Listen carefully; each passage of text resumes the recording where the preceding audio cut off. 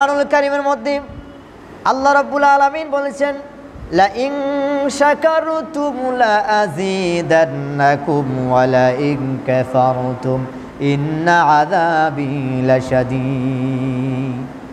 বান্দারে নিয়ামত দিয়েছি আমি আল্লাহ পাক, নিয়ামত পাওয়ার পরে তোমরা শুকরিয়া আদায় করো। আল্লাহ পাকের নিয়ামত পাওয়ার পরে শুকরিয়া আদায় করো। যদি তোমরা শুকরিয়া আদায় করো, লা আযীদান্নাকুম, আমি তোমাদের নিয়ামত বাড়াইয়া দিব। প্রক্ষান্তরে ওয়ালা ইন কাফারতুম ইন্না আযাবি লাশাদীদ, আল্লাহ পাক বললেন নিয়ামত পাওয়ার পরে যারা শুকরিয়া আদায় করবে না, আল্লাহ পাক বিস্তর নিয়ামত দিয়েছে, অসংখ্য নিয়ামত দিয়েছে, গণনা করে শেষ করতে পারবে না।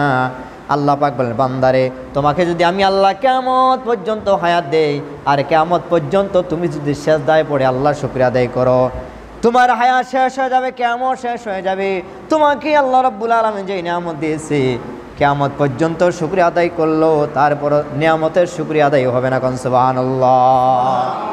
এই জন্য আল্লাহ পাক বললেন, লা আযীদান্নাকুম, আমি তোমাদের নিয়ামত বাড়ায়া দিব। বলেন আল্লাহ কি করবেন? বলেন নিয়ামত বাড়ায়া দিবেন। কি করলে?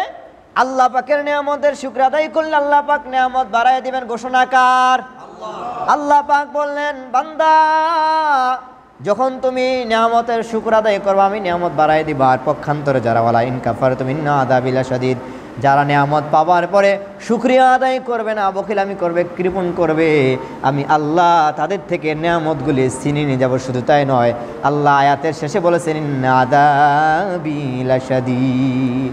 আল্লাহ বললেন যারা নিয়ামতের শুকর আদায় করবে না, আমি তাদের থেকে শুধু নিয়ামত ছিনিয়ে নিয়ে যে শেষ হব না, আমি তাদেরকে কঠিন শক্ত আযাবের মধ্যে গ্রেফতার করব। জোরে বলেন নাউযুবিল্লাহ। তাহলে আল্লাহ পাক দেখেন, আমি যদি বলি যে আল্লাহ পাক আমাদেরকে অসংখ্য নিয়ামত দিয়েছে, এখন আপনি আমাকে প্রশ্ন করবেন, হযরত বলেন তো দেখি আল্লাহ পাক কি আমাদেরকে এমন কি নিয়ামত দিয়েছে? মিয়া দেখেন, চিকিৎসা বৈজ্ঞানিক বলেন আর অন্য অন্য বৈজ্ঞানিক বলেন, গবেষণা করে যারা করে, ওই সমস্ত বৈজ্ঞানিক যারা বলেন, তারা তো বিজ্ঞানী করে, বৈজ্ঞানিক তাদেরকে বলা হয়, তারা জ্ঞান অর্জন করেছে, ওই জ্ঞান থেকে তারা অনেক কিছু আবিষ্কার করেছে। পৃথিবী যত নতুন নতুন আসবে, যত দিন আসবে, তত আমরা নতুন নতুন তথ্য পাবো। ঠিক না বেঠিক জোরে বলেন? পৃথিবী যত বাড়বে, মানুষও তত বাড়বে, তবে আমরা নতুন নতুন তথ্য পাবো। এটা দুনিয়ার সামান্য একটু জ্ঞান, সামান্য মানুষের জ্ঞানে আল্লাহ পাক দিয়েছে। দেখেন একজন ডক্টর মানুষকে ছিঁড়ে সব শেষ করে আবার ওই মানুষকে জোড়া লাগায়া দেয় কি দেয় না? বলেন তো দেখি, ওই ডক্টরকে জ্ঞান কে দিয়েছেন? সবাই বলেন না, ডক্টরকে জ্ঞান কে দিয়েছেন? আল্লাহ জ্ঞান দিয়েছেন বলেই সেই জ্ঞান দিয়ে সে লেখাপড়া করে আজ সে বিজ্ঞানী হয়েছে, আজ সে ডক্টর হয়েছে। আল্লাহ পাক কোরআনুল কারীমের মধ্যে বলেছেন ডক্টরের জ্ঞান কতটুকু সমান? ওয়ামা উতিতুম মিনাল ইলমি ইল্লা কলিলা। আমি মানুষকে সামান্যতম জ্ঞান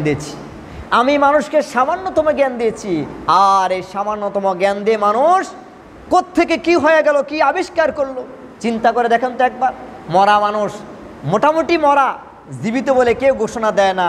আবারও এমন ডক্টর আছে চিকিৎসা করে, হায়াতের মালিক তো আল্লাহ পাক, আবার আল্লাহ পাক তাকে হায়াত দিয়ে দেয়, আবার ওই ডক্টর তাকে চিকিৎসা করে আবার দেখে মোটামুটি সে আবার আগের মতো হয়ে যায় কি যায় না? বলেন না, যায় কি যায় না? সুস্থ হয় কি হয় না? হয়ে যায়। তো আল্লাহ পাক কি বলছেন? ওমা উতিতুম মিনাল ইলমি ইল্লা কলিলা, আমি মানুষকে সামান্যতম জ্ঞান দিয়েছি, আর এই সামান্যতম জ্ঞান দিয়ে মানুষ কোত্থেকে কি হয়ে গেল, কি বানিয়ে ফেললো, তাদের মনে যা চায় তাই তো তারা করতে পারতেছে কিনা জোরে বলেন? সম্মানিত ভাইয়েরা আমার, আল্লাহ পাক আমাদেরকে অসংখ্য অসংখ্য নিয়ামত দিয়েছে। হাত দিয়েছে, পাও দিয়েছে, শরীরের অঙ্গ প্রত্যঙ্গ দিয়েছে, চক্ষু দিয়েছে। প্রত্যেকটা জিনিস দামি, সবচেয়ে দামি। যদি আমাদেরকে রূহ না দিত, তাহলে আমাদের কি অবস্থা হতো বলেন তো দেখি একবার। গোটা শরীর আছে, বিজ্ঞানীরা আবিষ্কার করেছে, পুতুল বানায়, পুতুলের জবান দেয়, পুতুল ব্যাটারির সাহায্যে, কারেন্টের সাহায্যে সব কিছু করতে পারে। আশ্চর্যের বিষয়, প্রকৃত মানুষ যারা মানুষ, আমাদের মতো কি হাসে? বলেন, আমাদের মতো কি কথা বলতে পারে? না। যদিও পারে, তারাটা বৈজ্ঞানিক যেভাবে বানিয়েছে সেটা হবে, কিন্তু প্রকৃত মানুষের মতো কখনো সম্ভব না, হবে না। আল্লাহ পাক কিভাবে আমাদেরকে বানিয়েছেন বলেন না, আবার বলেন আলহামদুলিল্লাহ। এবার হাঁটতে বইতে চলতে ফিরতে দোকানপাটে যেখানে থাকেন না কেন, জমি জামার মধ্যে চাষবাস করেন না কেন, বলেন জবান দিয়ে কি বাইর করবেন, বেশি বেশি কি বাইর করবেন? আল্লাহ। বলেন আলহামদুলিল্লাহ। বলেন আমার রব, আমার মালিকের, আমার খালেক, আমার রাজ্জাক, যিনি আমার রিজিক দাতা, তার শুকর আদায় করবেন। পারবো তো ইনশাআল্লাহ? আমাদের সকলকে আল্লাহ পাকের বেশি বেশি পরিমাণ শুকর আদায় করার তৌফিক দান করুক, জোরে বলেন আমিন। সময় অল্প, শোনাবো না গল্প। আজকের যে বিষয় আমি আপনাদেরকে নিয়েছি সেই বিষয় হচ্ছে তাওবা। তাওবা কি জিনিস দেখেন, আমরা এখানে যারা আছি, যারা ছোট্ট মাসুম বাচ্চারা, মানে তাদের ছাড়া, ছোট্ট মাসুম ছাড়া আমরা সকলে কি গুনাহগার, আমরা সকলে কি গুনাহগার। এখন গুনাহ কি প্রকার, গুনাহ কাকে বলে? এখন গুনাহ বলে আল্লাহ পাক যেই অর্ডার দিয়েছেন সেই অর্ডারকে আমরা না মানা, এবং আল্লাহ পাক বলেছেন নামাজ পড়ো, আমরা নামাজ পড়ি না। আল্লাহ পাক বলেছেন তেলাওয়াত করো, আমরা তেলাওয়াত করি না। আল্লাহ পাক বলেছেন মানুষের সঙ্গে সুন্দর সৎ আচরণ করে কথা বলো, আমরা করি না। আল্লাহ পাক বলেছেন গুনার দ্বারে ফারও যাইও না, আমরা গুনার কাজ করি। তো এই গুনাহ হচ্ছে আল্লাহ পাকের অমান্য জিনিস যারা করে, আল্লাহ পাক যা অর্ডার দিয়েছেন তা বিপরীতে যারা করে, সেটি হচ্ছে গুনাহ। সেটা কি বলেন? গুনাহ। মানুষ কথায় কথায় গুনাহ করে, বলেন মানুষ কথায় কথায় গুনাহ করে, মিথ্যা কথা বলে, চালাকি করে, বাটপারি সিটারি করে মানুষকে ধোঁকা দেয়, দেয় কি দেয় না? যে সমস্ত মানুষ মানুষকে ধোঁকা দেয়, কষ্ট দেয়, চালাকি করে, মিথ্যা কথা বলে, তাদের মতো নাফরমান আকাশের নিচে জমিনের উপর আর একজন হতে পারে না। মিথ্যা কথা বলা যাবে? মিথ্যা কথা বলা যাবে না, চুরি করা যাবে না, ডাকাতি করা যাবে না, এগুলি গুনাহ। হাসির ছলেও হলেও মিথ্যা কথা বলা যাবে না, মিথ্যা কথা বলা যাবে না, এগুলি আমাদের গুনাহ। তো এই গুনাহ থেকে বাঁচতে চাই কি চাই না? আমরা সবাই বলেন গুনাহ থেকে বাঁচতে চাই কি চাই না? অবশ্যই চাই। আল্লাহ রাব্বুল আলামিন বলেছেন যারা গুনাহ করেছো, যারা অপরাধ করেছো, অন্যায় করেছো, তোমরা আবার আমার দিকে ফিরে আসো। আল্লাহর বান্দারা যখন গুনাহর কাজ করে তার ভিতরে আল্লাহর ভয় কাজ করে না, শয়তানের ওয়াসওয়াসা পড়ে তিনি গুনাহর কাজ করে। যখন তিনি গুনাহর কাজ করে, গুনাহর কাজ করার পরে আবার যখন অনুতপ্ত হয় আমি কি করলাম, গুনাহ করে ফেলেছি, আল্লাহর কাছে যখন মাপ চাইবে, ক্ষমা চাইবে, আল্লাহ রাব্বুল আলামিন বলেন ইয়া আইয়ুহাল্লাযীনা আমানু তুবু ইলাল্লাহি তাওবাতান নাসুহা। জোরে বলেন আল্লাহু আকবার। আল্লাহ পাক বলেন হে বান্দারা, হে ঈমানদারগণ, আল্লাহ পাক সুন্দর করে ডাক দিলেন, আল্লাহ পাক সুন্দর করে ডাক দিলেন হে ঈমানদারগণ, তোমরা যারা গুনার কাজ করো, অন্যায় করো, নামাজ পড়ো না, রোজা রাখো না, আল্লাহর আইন অভঙ্গ করো, কথায় কথায় মিথ্যা কথা বলো, আল্লাহর আইন সব সময় বিদ্যাঙ্গুলি দেখায় চলো, শুনে রাখো, আল্লাহ পাক অর্ডার দিয়েছে, আমি কথা বললাম যে তোমরা গুনাহ ছেড়ে দাও, অন্যায় ছেড়ে দাও, আর নিজেকে নিজে অপরাধ স্বীকার করো, আর আল্লাহর কাছে তওবা করো। রব্বুল আলামিন নিজের জীবন অনেক গুনাহ করেছি, জিন্দেগির মধ্যে নিজের শুরু থেকে নিয়ে শেষ পর্যন্ত অনেক গুনাহ হয়েছে। আল্লাহ রাব্বুল আলামিন সেই যুবক থেকে নিয়ে বৃদ্ধা বয়স পর্যন্ত গুনাহ করতেছি। আল্লাহ কথায় কথায় মিথ্যা কথা বলেছি, আল্লাহ মানুষকে ঠকাইছি, মানুষের সঙ্গে কথায় কথা ওয়াদার বরখেলাপ করেছি, আমার ভাইকে ঠকিয়েছি, আমার বোনকে ঠকিয়েছি, আমার মা আমার বোনকে ঠকিয়েছি, আমার অধীনস্থ মানুষকে ঠকিয়েছি। আল্লাহ রাব্বুল আলামিন দয়া করে তুমি আমাকে ওই সমস্ত গুনাহ থেকে হেফাজত করো, মাফ করে দাও। আল্লাহ তাআলা বলেন বান্দা যখন তুমি আমার কাছে অনুতপ্ত করবা, মাফ চাইবা, ক্ষমা চাইবা, আমি আল্লাহ তোমাকে রহমতের ডানা বিছাইয়া দেব। সুবহানাল্লাহ। শুধু রহমতের ডানা বিছাইয়া দেব না, আল্লাহ পাক অন্য জায়গার মধ্যে বলেছেন লা তাকুনাতু মির রাহমাতিল্লাহ ইন্নাল্লাহা ইয়াগফিরুয যুনুবা জামিআ ইন্নাহু হুয়াল গফুরুর রহিম। আল্লাহ পাক বলেন গুনাহ করে ফেলেছো, এখন যদি অনুতপ্ত করো, হতাশা না হয়ে অনুতপ্ত করো, আল্লাহর কাছে সারেন্ডার করো, মাপ চাও। মানুষের কাছে অন্যায় করলে পরে মানুষ তার বিচার করার চেষ্টা করে, সমাজের মানুষ তাকে বিচার করে। একজন দুইজন মানুষ এমন আছে যে আব্দুল করিম অপরাধ করেছে, তাকে মাফ করে দাও, ক্ষমা করে দাও, এরকম ঘোষণা হয় কি হয় না? বলে না মানুষ যে আচ্ছা ঠিক আছে তাকে ক্ষমা করে দাও, মানুষের দয়া হয় কি হয় না? দয়া হয়, মাঝে মধ্যে মানুষ তাকে বলে ঠিক আছে থাক, আর অন্যায় করবে না, তাকে তুমি মাফ করে দাও। আহারে মানুষ অপরাধ করলে পরে মানুষের কাছে যখন মানুষ বিচার করার জন্য যায়, মানুষ ক্ষমা করে দেয়, দেয় কি দেয় না জোরে বলেন? আমার আল্লাহ পাক বলেন, মানুষ চিন্তা কি করো না, তোমার কি ভাবনা নাই, চিন্তা নাই, তুমি কি দেখো না আমার কাছে যারা অপরাধ করবি, আমার কাছে যারা অন্যায় করবে, অপরাধ করবে, গুনাহ করবে, আমি আল্লাহ রাব্বুল আলামিন আমার কাছে ক্ষমা চাইতে দেরি হবে, আমি আল্লাহ তাদেরকে ক্ষমা করে দেব। কোন সুবহানাল্লাহ। আল্লাহ ঘোষণা দিয়েছে আমি তাদেরকে ক্ষমা করে দিব, এটা ওয়াদা আল্লাহ পাকের। তাহলে আমরা যারা এখানে আছি গুনাহ তো কম বেশ করি, করি কি করি না? আমাদের উচিত কি হবে বলেন তো দেখি? ক্ষমা চাওয়া। বলেন কি করা? ক্ষমা চাওয়া। আল্লাহ নবীর সাহাবীরা তাদের মর্যাদা কত বেশি আপনারা কম বেশি সকলে জানেন। 10 জন সাহাবীকে আল্লাহ রাসূল 10 জন সাহাবীকে জান্নাতের সার্টিফিকেট ঘোষণা দিয়ে দিলেন, এই সাহাবীরা তোমরা শোনো, আবু বকর, ওসমান, আলী, এরকম 10 জন সাহাবীকে আল্লাহ পাক রব্বুল আলামিন জান্নাতের সার্টিফিকেট দিয়েছে। কোন সুবহানাল্লাহ। তাহলে তাদের ওই সাহাবীদের কথা কিভাবে, তাদের কথাবার্তা শুনেন।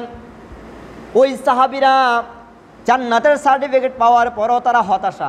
কি হতাশা?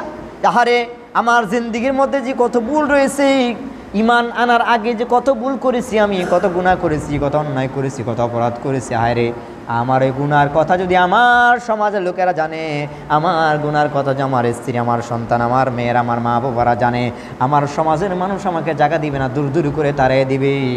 একমাত্র আমার গুনার কথা, আমার গুনার খবর আমার রব, আমার মালিক, আমার স্রষ্টা, আমার রাজ্জাক জানে। আল্লাহ দয়া করে মায়া করে তুমি আমাকে ক্ষমা করে দাও। এই গুনার কথা সাহাবায়ে কেরাম রাদিয়াল্লাহু তাআলা আনহু সব সময় ক্ষমা চাইতেন। একজনের কাছে ক্ষমা চাইতেন, বলেন তো দেখি তিনি কে? আল্লাহর কাছে ক্ষমা চাইতেন, সব সময় ক্ষমা চাইতেন। আর বলতেন, আল্লাহ তুমি আমাকে ক্ষমা করে দাও, তুমি আমাকে ক্ষমা করে দাও, তুমি আমাকে ক্ষমা করে দাও। যদি আমাকে ক্ষমা না করো, এই দুনিয়ার মধ্যে বিচার যদি হয়ে যায় আমাদের এখানে কমপক্ষে 500, 1000, ধরেন 10,000, 20,000 মানুষ, অথবা রাষ্ট্রের কোনো অপরাধীকে যখন শাস্তি দেয়, গোটা রাষ্ট্রের মানুষ দেখে, বিশ্বের মানুষ দেখে, সব মিলাইয়া ধরেন 200 কোটি মানুষ দেখে। আর হাশরের ময়দানে আল্লাহ পাক যখন আসামিদের বিচার করা হবে, আল্লাহ পাক যখন বিচার রায় ফয়সালা করে দিবেন, আল্লাহ পাক যখন আপনার আমার বিচার করবেন, অপরাধী যারা তাদেরকে যখন শাস্তি দিবেন, সেখানে কোটি কোটি মানুষ নয়, বিলিয়ন ট্রিলিয়ন লক্ষ কোটি মানুষ, তার চেয়েও বেশি আরও মানুষ হয়ে যাবে। হাজার লক্ষ কোটি মানুষের সামনে উলঙ্গ অবস্থায় বিচার করবে। হায় রে দুনিয়ার মানুষ, যারা শক্তিশালী ক্ষমতাবান, আমরা কত ক্ষমতা আমরা দেখাই না। ভাই ভাইকে দেখতে পারে না, বাবা সন্তানকে দেখতে পারে না, ভাতিজা চাচাকে দেখতে পারে না, চাচা ভাতিজাকে দেখতে পারে না, এমন ক্ষমতা দেখায়। ক্ষমতাবান মানুষ আছেন না যে বলেন? এই সমস্ত ক্ষমতাবান মানুষের জন্য আল্লাহ পাক বলেন, এই দুনিয়ার বিচার যদি হয় সামান্য মানুষ দেখবে, আর আখিরাতে যখন বিচার হবে কোটি কোটি লক্ষ হাজার গুণ বেশি মানুষ হয়ে যাবে। তোমার বিচার যদি কোটি কোটি মানুষের সামনে ধরা হয়, তাহলে হাজার হাজার মানুষ দেখবি, তোমার পরিচিত অপরিচিত মানুষগুলি দেখবে, পরিচিত মানুষগুলি দেখবে, হায় হায় এটা না আব্দুল করিমকে দেখা যায়, দুনিয়াতে তার কত দাফট ছিল, হায় হায় আব্দুর রহিমকে দেখা যায়, দুনিয়াতে তার কত দাফট ছিল। এরকমভাবে সমস্ত মানুষকে দেখা যাবে, সমস্ত মানুষকে দেখা যাবে।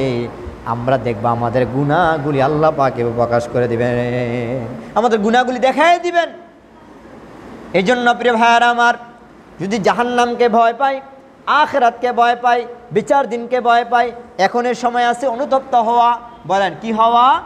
অনুতপ্ত হওয়া, অনুশোচনা হওয়া, যে আমি আমার জিন্দেগির মধ্যে যত পাপ করেছি, গুনাহ করেছি, এখন থেকে আর গুনাহ করব না। স্টপ, সিলিন্ডার হওয়া, সিলিন্ডার পর্যন্ত স্টপ হওয়া, সিলিন্ডার হওয়া, যে আমি এখন থেকে আর গুনার কাজ করব না।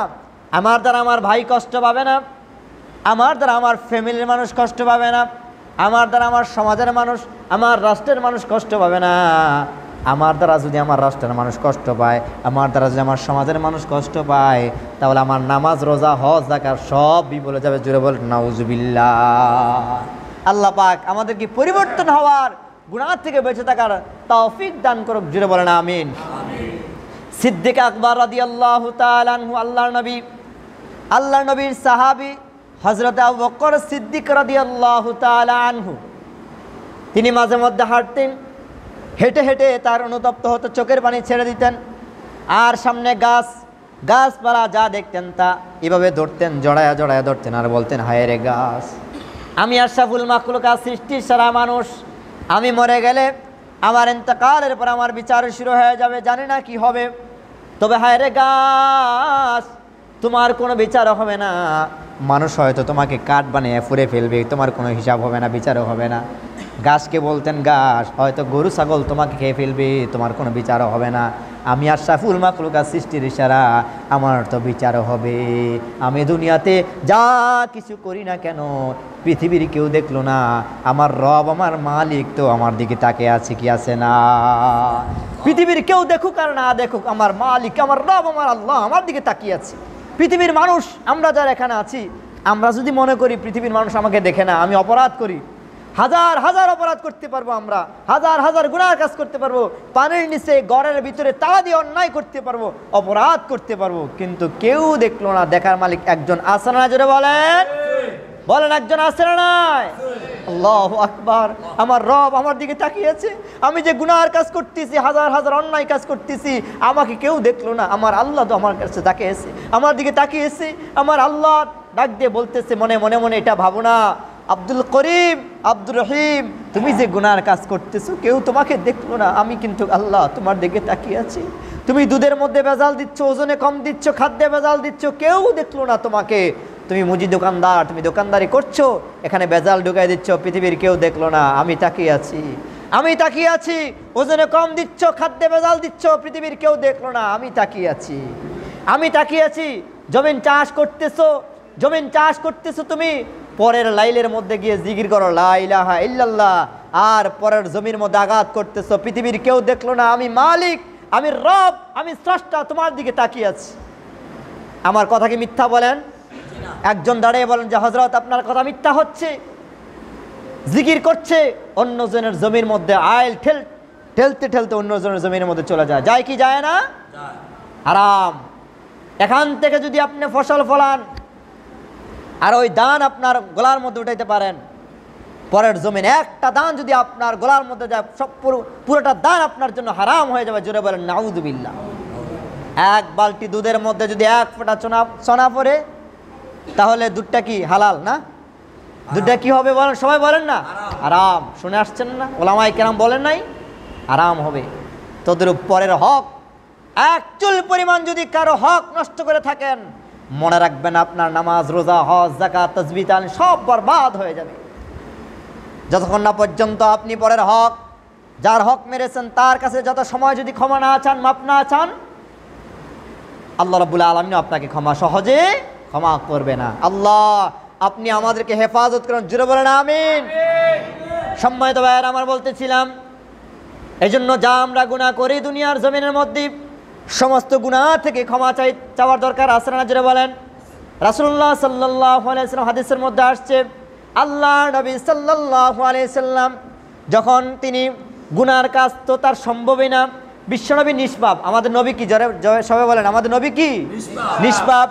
নিষ্পাপ নবী, যার কোনো গুনার সম্ভাবনাও নাই, আগেও নাই, পরেও নাই, সেই বিশ্ব নবী তিনি দৈনিক দিন তওবা করতেন কমপক্ষে 100 বার, কমপক্ষে 70 বার। বিশ্বনবী যদি তওবা করতে পারেন, আমাদের মতো মানুষ কি হয়ে গেল আমরা কেন তওবা করতে চাই না? তওবা করব, তওবা করব। রাসূল সাল্লাল্লাহু আলাইহি ওয়াসাল্লাম হাদিসের মধ্যে বলেছেন, আত-তাইবু মিনাজ যামবি কামান লা যামবা লাহু। বলেন আত-তাইবু মিনাজ যামবি কামান লা যামবা লাহু। দেখেন রাসূল কি একটা সুন্দর ঘোষণা দিছে, এটা শুনলে আশ্চর্য হয়ে যাবে। দেখেন, সন্তানকে যখন আপনি মারেন, সন্তানকে যখন আপনি আঘাত করেন, আবার তার মা এসে অথবা তার ভাইয়ের আবার কেউ এসে তাকে একটা খুশির সংবাদ শোনায়, সে একটু হাসে, একটু আনন্দ উল্লাস করে কি করে না? করে। তদ্রূপ আমার রাসূল সাল্লাল্লাহু আলাইহি ওয়াসাল্লাম বলেছেন, যারা গুনাহ করেছে, অন্যায় করেছে, অপরাধ করেছে, অতীতে মিথ্যা কথা বলেছে, চুরি করেছে, বাটপারি, সিটার যা করেছে, হয় মানুষের কাছে ক্ষমা চাইছে, আবার আল্লাহর কাছে ক্ষমা চাইছে, আবার নামাজ পড়ে আবার চোখের পানি ছেড়ে ছেড়ে কাঁদছে। আল্লাহ রাব্বুল আলামিনের হাবিব সাল্লাল্লাহু আলাইহি ওয়াসাল্লাম বলেছেন, আত-তাইবু মিনাজ যামবি কামান লা যামবা লাহু। তিনি বলেন, সে যখন তওবা করে আর 2 ফোঁটা চোখের পানি ছেড়ে কাঁদে, মনে হয় সে জিন্দেগি তার কোনো গুনাহ করে নাই। বলেন না সুবহানাল্লাহ। তাকে আল্লাহ নিষ্পাপ শিশু বানায় দেয়। বলেন সুবহানাল্লাহ। আল্লাহ তাকে কি বানায় দেয়? নিষ্পাপ শিশু বানায় দেয়। কয়জনের সৌভাগ্য আছে মৃত্যুর আগে নিষ্পাপ শিশু হয়ে মরে যাওয়া? পৃথিবীতে এমন মানুষ আছে জানেন, এমন মানুষ আছে যারা আমরা গুনাহ করি, আমাদের অপরাধ এত বেশি হয়ে গিয়েছি, আব্দুর রহমান মারা যায়, মানুষগুলি বরদোয়া করে হারামজাদা মারা গেছে, ভালো হয়েছে। বলেন, বলে কি বলে না? আছে ভাই। আর যখন আপনি মৃত্যুর পরে জিজ্ঞেস করা হয়, ভাই আব্দুর রহমান কেমন ছিল, সবাই জবান দেবে, হ্যাঁ আব্দুর রহমান খুব ভালো ছিল। ওই যে ব্যক্তি টাকা পাওনাদার, যে ব্যক্তি টাকা পাওনা, যে ব্যক্তির সঙ্গে জুলুম করেছে, যে ব্যক্তির সঙ্গে অন্যায় করেছে, তো তিনি মনে মনে বলে, হ্যাঁ তুমি মরছে, ভালো হয়েছে, তে ভালো ছিল, আরো আগে মরলো না কেন? যদি সে আরো আগে মারা যাইতো তাহলে আমরা অসংখ্য মানুষ তার নির্যাতন থেকে বেঁচে যাইতাম। ঠিক না বেঠিক? জুড়ে বলেন ভাইয়া। এরকম যেন না হয়ে যায়। আমার গুনার কারণে, আমার অপরাধের কারণে যেন আমি সমাজের মধ্যে বোঝা হয়ে না যাই। আমার অপরাধ করার কারণে আমি যেন এমন খারাপ মানুষ না হয়ে যাই। আমার মৃত্যুর পরে আমার মানুষগুলি, আমার আত্মীয়স্বজন, আমার পাড়া প্রতিবেশী আমার বিরুদ্ধে নানান কথা বলবে, আমার বিরুদ্ধে খারাপ কটু কথা বলবে, যে লোকটা তো ছিল খারাপ লোক ছিল, লোকটার জিন্দিগির মধ্যে নামাজ ছিল না, লোকটার জিন্দিগির মধ্যে নামাজ ছিল না, লোকটার জিন্দিগির মধ্যে রোজা ছিল না, লোকটার জিন্দিগির মধ্যে সুদ ঘুষ জিনা ব্যভিচারের মধ্যে লিপ্ত থাকতো, লোকটার জিন্দিগির মধ্যে মানুষের দূরের মধ্যে, মানুষের গলার মধ্যে পাড়া দিয়া টাকা আদায় করত।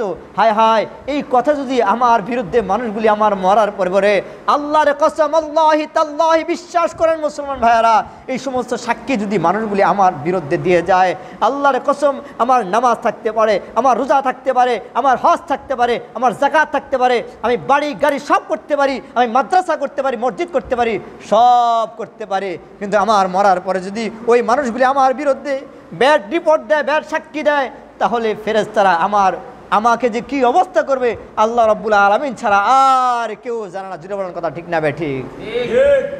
সম্মানিত ভাইয়েরা আমার, এই জন্য আমি আপনাদেরকে অনুরোধ করব, বিশ্ব নবী যদি তওবা করতে পারে, যার কোনো গুনাহ নাই, হায়াতুন নবী, জিন্দা নবী, যার কোনো গুনাহ নাই, যিনি এখনো আমাদের জন্য উম্মতি মুহাম্মাদি বলে কাঁদছে, এখনো তিনি কাঁদতেছে, ইয়া হাবলি ইয়া উম্মতি বলে কাঁদতেছে, সেই নবী যদি জিন্দেগিতে গুনাহ না করেও যদি এতবার তওবা করতে পারে, আমরা কি তওবা করতে পারি কি পারি না? একজন সাহাবী, আপনারা জানেন, একজন সাহাবী জিন্দেগির মধ্যে ঈমান আনার আগে তিনি ভুল করেছেন। কি ভুল করেছেন? ঈমান আনার আগে তিনি তার মেয়েটাকে জিন্দা দাফন করতেন। আর তৎকালীন সময়ের মধ্যে এমন ছিল, ওই সময়ের মধ্যে যাদের কন্যা সন্তান হতো তাদেরকে তারা জিন্দা দাফন করতেন। কন্যা উজুবিল্লাহ। এমন একজন সাহাবী ঈমান আনার পরে রাসূল যখন বয়ান করতেছে, এভাবে বয়ান করতেছে সকলকে নিয়ে, তখন রাসূল সাল্লাল্লাহু আলাইহি ওয়াসাল্লামের সামনে তিনি অজরে কাঁদছেন, তার চোখের পানি টপ টপ টপ টপ করে পড়তেছে। বিশ্বনবী সাল্লাল্লাহু আলাইহি সাল্লাম ডাক দিয়ে বলতেছে, হ্যাঁ সাহাবী, তুমি বলো তুমি কেন কাঁদো? তিনি ডাক দিয়ে বলতেছে, ইয়া রাসূলুল্লাহ, আমার জীবনের মধ্যে আমি এমন এক অন্যায় করেছি, আমি এক অপরাধ করেছি, আমি জানি না আমার রব, আমার মালিক আমাকে ক্ষমা করবে কি করবে না। রাসূল সাল্লাল্লাহু আলাইহি সাল্লাম বললেন, তুমি বলো কি অন্যায় করেছো? তিনি ডাক দিয়ে বলতেছে, ইয়া রাসূলুল্লাহ, ইয়া হাবিবাল্লাহ, ও আল্লাহর নবী, আমি একজন ব্যবসায়িক ছিলাম। আমি যখন বাড়ি থেকে বাইরে হয়ে যাব, আমার স্ত্রীর গর্ভের মধ্যে একজন সন্তান ছিল, আমি জানি না কন্যা না ছেলে না মেয়ে, জানি না ছেলে না মেয়ে, আমি জানি না। আমার স্ত্রীকে আমি ওসিয়ত করে গেলাম, স্ত্রী আমার গর্ভে যদি মেয়ে সন্তান হয় তাহলে তুমি তাকে জিন্দা দাফন করে দিবা আমার মতো, আমি যেইভাবে দাফন করে দিই ঠিক সেইভাবে তুমি তাকে জিন্দা দাফন করে দিবা। আর যদি ছেলে সন্তান হয় তাহলে তুমি তাকে মাদ্রাসা অথবা দিনী শিক্ষা অথবা যেটা পারো সেটা দিবা, তৎকালীন যে শিক্ষা ছিল সেই শিক্ষা দিবা। স্ত্রীকে নসিহত করে গেল, তিনি ব্যবসার খাতিরে চলে গেল। ব্যবসা করার পরে প্রায় 5 থেকে 6 বছর পরে তিনি আবার বাড়ির মধ্যে আসলেন। বাড়ির মধ্যে এসে গেটের মধ্যে যখন দাঁড়ালেন, সালাম দিলেন, তৎকালীন যে সময়ে সালাম দেওয়ার পরে তিনি ঘরের মধ্যে আগমন করলেন। তার মেয়েটা দেখছে খুব সুন্দর, ঘরের মধ্যে যায় দেখে একটা সুন্দর মেয়ে, ফুটফুটা মেয়ে, বাবাকে খ্যাতমত করে সুন্দর করে খুব সাজুগুজু করে, এবং কি বাবার খ্যাতমত করে মোটামুটি আর উনি জানে না এটা কি তার মেয়ে না কে, এটা কি উনি জানে না। একদিন, 2 দিন, 3 দিন, কয়েকদিন যাওয়ার পরে হঠাৎ করে তিনি বলছেন, স্ত্রী আমার, আমি তোমাকে একটা কথা বলবো বলে আমি বলি না। স্ত্রী খুশি মনে ডাক দিয়ে বলতেছে, স্বামী আমার আপনি বলুন কি কথা। বলে, স্ত্রী তোমার গর্ভে যে সন্তান ছিল সেই সন্তানটা কি মেয়ে সন্তান ছিল না ছেলে সন্তান ছিল? আবারও প্রশ্ন করেছেন, স্ত্রী আমার তোমার গর্ভে যে সন্তান ছিল সেটা কি ছেলে ছিল না মেয়ে ছিল? এবং আমার সামনে যেই মেয়েটা বারবার ঘোরাফেরা করে, আমার খেদমত করে, আমাকে খুব সম্মান করে, এই মেয়েটাকে, আসলে তো মেয়েটাকে দেখে মায়াটায়া লাগে, মেয়েটাকে। স্ত্রীর মনের ভিতরে একটা বাড়ি খেয়ে গিয়েছে। স্ত্রীর মনের ভিতরে অন্যরকম একটা অনুভূতি কাজ করতেছে যে হায় রে, আমি যদি বলি যেটা আপনারই মেয়ে, আপনারই কন্যা সন্তান, তাহলে তো আমার মনে হয় মেরে ফেলবে। তারপরেও বলি যাক, যে স্বামী আমার আপনি আগে বলেন তো দেখি, যদি আমি আপনাকে একটা সুসংবাদ শোনাই আপনি কি কোনো কষ্ট পাবেন অথবা আপনি কোনো দুর্ঘটনা কাজ করবেন? স্বামী বলতেছে, না, তুমি বলো কি হয়েছে বলো। স্ত্রী খুশি মনে সুন্দর করে বললেন, আপনি যে রেখে গেছেন গর্ভের মধ্যে সন্তান, সেই সন্তান ছেলে সন্তান হয় নাই, সেই সন্তান মেয়ে সন্তান হয়েছে। বলেন সুবহানাল্লাহ। শুধু মেয়ে সন্তান না, এই মেয়েটা আপনার মতো দেখতে হয়েছে, এই জন্য স্বামী গো আমার এই মেয়েটাকে আমি হত্যা করতে পারি নাই। স্বামীর মাথা গরম হয়ে গেছে, সাহাবীর মাথা কি হয়ে গেছে? তখন তো ইমান আনে নাই, ভালো জ্ঞান ছিল না। নবীর দরবারে যখন আসছে তখনও না জ্ঞান আসছে। এমন কিছু মানুষ সমাজে আছে না, জ্ঞান নাই, হতমূর্খ, আলেম ওলামার সঙ্গে কীভাবে কথা বলবে, কীভাবে তাদের সঙ্গে বসবে, সে আচরণ তাদের জানা নাই। আচরণ এরকম আছে না মানুষ? আলেম ওলামার সঙ্গে আদবের সাথে বসতে হয়, আখলাকের সাথে কথা বলতে হয়। আমার আচার আচরণের কারণে আমি আলেম ওলামার সামনে উঁচু গলা কথা আমার বলা বেয়াদবি। বলেন, আলেমদের সঙ্গে হক্কানি কোনো আলেম, তার সঙ্গে উঁচু গলা কথা বলা কি বেয়াদবি। আল্লাহ আমাদেরকে হেফাজত করেন, জোরে বলেন আমিন। বলতেছিলাম প্রিয় ভাইয়ারা আমার, যখন স্বামীর কাছে সুন্দর করে কথা বললেন, এটা আপনার মেয়ে, আপনার কন্যা, এবার বললেন ঠিক আছে, কোনো অসুবিধা নাই। এবার ওই লোক সাহাবী, জ্ঞান তো ছিলই না, তিনি মনে মনে ভাবলেন কোন সময় আমি এই মেয়েটাকে দাফন করে দিব। তার মনের চিন্তা ভাবনা, আমি কোনো না কোনো ফাঁকে এই মেয়েকে দাফন করে দিব। তিনি রওনা করলেন, তার মেয়েকে সাজায় গুজায় নানির বাড়ির দিকে রওনা করলেন। মেয়েটা বারবার বাবাকে ডাক দিয়ে বলতেছে, বাবা আপনি আজকে কোথায় যাবেন, কোথায় যাবেন? বাবা ডাক দিয়ে বলতেছে, মেয়ে আমার, আমি তোমাকে নিয়ে তোমার নানির বাড়িতে যাব, তোমার নানার বাড়িতে যাব, এই জন্য তোমাকে সাজগোজ করে সুন্দর করে রওনা দিলাম। এবার রওনা হয়ে গেল মরুভূমি এলাকা, যেখানে বাড়ি নাই, ঘর নাই, গাছপালা তরুলতা কোনো কিছু নাই। সেই জায়গার মধ্যে যাইয়া এরকমভাবে হঠাৎ করে এক জায়গায় দাঁড়িয়ে আছে। মেয়েটা ডাক দিয়ে বলতেছে, বাবা এখানে কেন দাঁড়িয়ে আছো? বাবা ডাক দিয়ে বলতেছে, মা একটু অপেক্ষা করো, তারপরে তুমি বুঝতে পারবে। এবার বাবা কি করলেন, যে মরুভূমি এলাকার মধ্যে বালু আর পাথর, সেগুলি আস্তে আস্তে খনন করতেছে, গর্ত করতেছে। বলেন কি করতেছে? গর্ত করতেছি, খনন করতেছি। গর্ত করতে খনন করতে অনেক বড় খনন হয়ে গেছে, গর্ত হয়ে গেছি। ইতিমধ্যে মেয়েটা তার বাবার গাম মুছে দিচ্ছে, আর ডাক দিয়ে বলতেছে, বাবা তুমি তো গামিয়ে গিয়েছো, বাবা তুমি তো গামিয়ে গিয়েছো কাজ করতে করতে, তবে আমি জানি না বাবা তুমি কেন এই কাজটা করতেছো। আসো বাবা, আমার গায়ের ওড়না দিয়ে, আমার জামা দিয়ে আমি তোমার গামটা মুছে দিই। মেয়ে তো জানে না আমার বাবা আজকে আমার জন্য আজরাইল হয়ে যাবে। মেয়ে কি জানে বলেন? মেয়ে কি জানে? মেয়ে তো জানে না। গর্ত করা শেষ হয়ে গেল। কিছুক্ষণ পরে এই সুন্দর ফুটফুটে বাচ্চাটাকে ধাক্কা দিয়ে গর্তের মধ্যে দিয়ে দিল। মেয়েটা ডাক দিয়ে বলতেছে, বাবা আমার কি অপরাধ?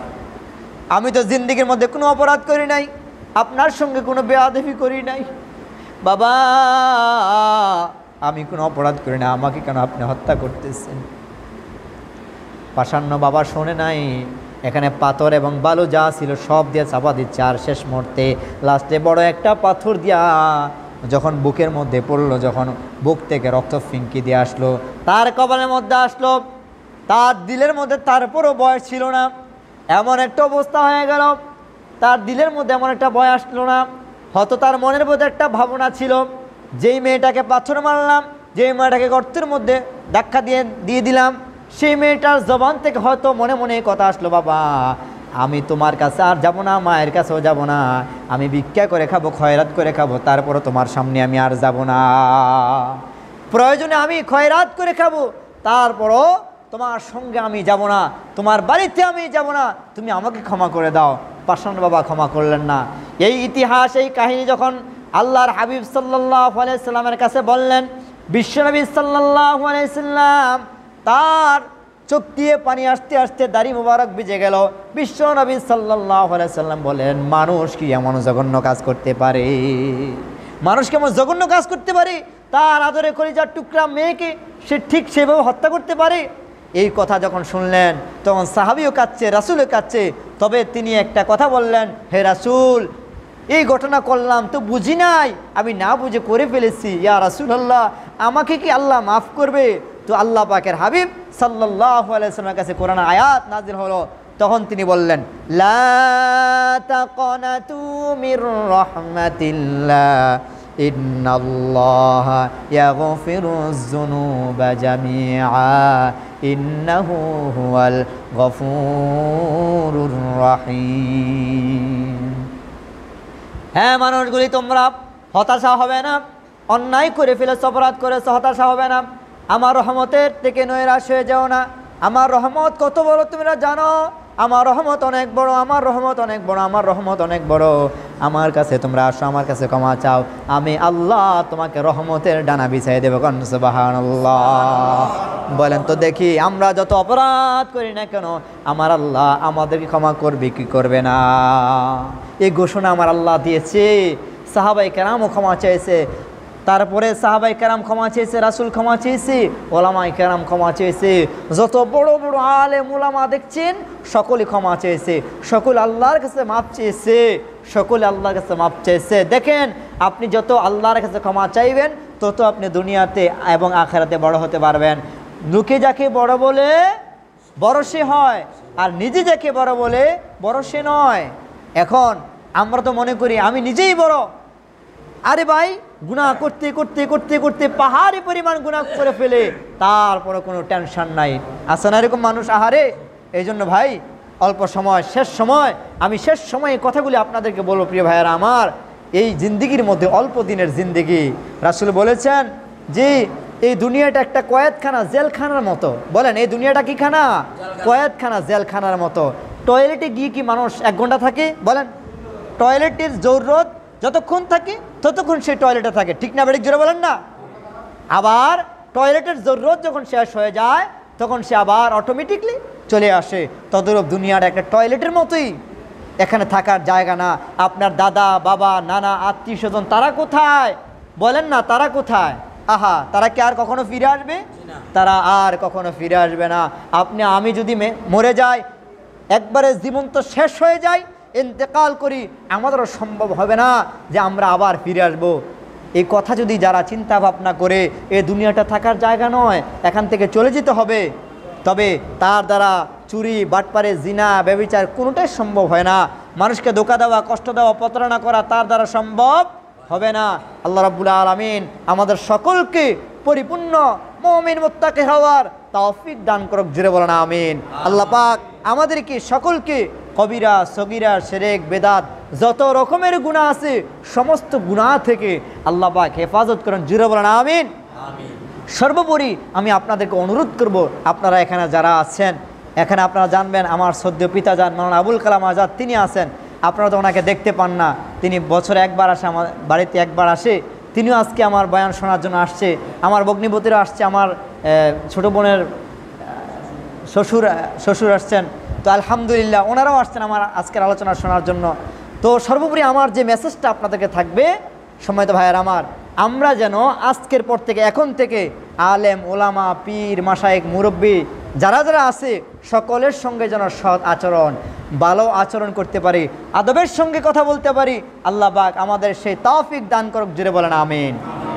আদবের সঙ্গে কথা বলবো তো ইনশাআল্লাহ। আর আলেম ওলামাদেরকে সম্মান করব, ইজ্জত করব। দেখেন রাসূল বলেছেন, তুমি যদি, রাসূল তো পাইবা না, রাসূল তো আছে, কিন্তু রাসূল কি এখন আমাদের সামনে আছে? না। যদি তুমি রাসূলের ভালোবাসা পেতে চাও, রাসূলের মহব্বত পেতে চাও, তাহলে তুমি আলেম ওলামাকে ভালোবাসো, সমাজের আলেম ওলামাকে ভালোবাসো, শ্রদ্ধা করো, মুরব্বীদেরকে ভালোবাসো। যখন তুমি সমাজের আলেম ওলামাদেরকে ভালোবাসবা, তখন তুমি রাসূলের ভালোবাসা অটোমেটিক। রাসূল বলেছে, আমি তো দুনিয়াতে চিরকাল থাকবো না, তবে আমার ওয়ারিস আল উলামা ওয়ারাসাতুল আম্বিয়া, আমার ওলামা ইকরামকে ওয়ারিস হিসেবে রেখে গেলাম। তোমরা আলেম ওলামাকে ইজ্জত করবা, সম্মান দিবা, প্রয়োজনে তাদেরকে হাদিয়া দিবা। আমরা তো ওই যে মানুষ দাওয়াতে যায় না, হুজুরের 50 টাকা 100 টাকা হাদিয়া দেয়, হুজুরে 50 টাকা 100 টাকা হাদিয়া দেয় না, এগুলি আপনারা মন চেঞ্জ করবেন। আর দেওয়ার মালিক একজন, বলেন চিল্লায় বলেন, তিনি কে? আরে আল্লাহই তো দিবেন। বেশি বেশি হাদিয়া দিবেন, আলেম ওলামাকে মহব্বত করবেন, সে যেই মহল্লার হোক, যেই কোনো আলেম হোক, তাকে ইজ্জত করবেন, সম্মান করবেন। আল্লাহ রাব্বুল আলামিন আমাদের সকলকে আলেম ওলামাদেরকে ইজ্জত করার তৌফিক দান করুক।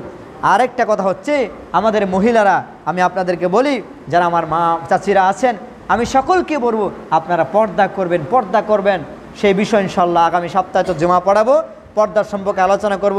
আল্লাহ পাক সেই পর্যন্ত আমাদের হায়াত দারাজ করুক, জুড়ে বলেন আমিন।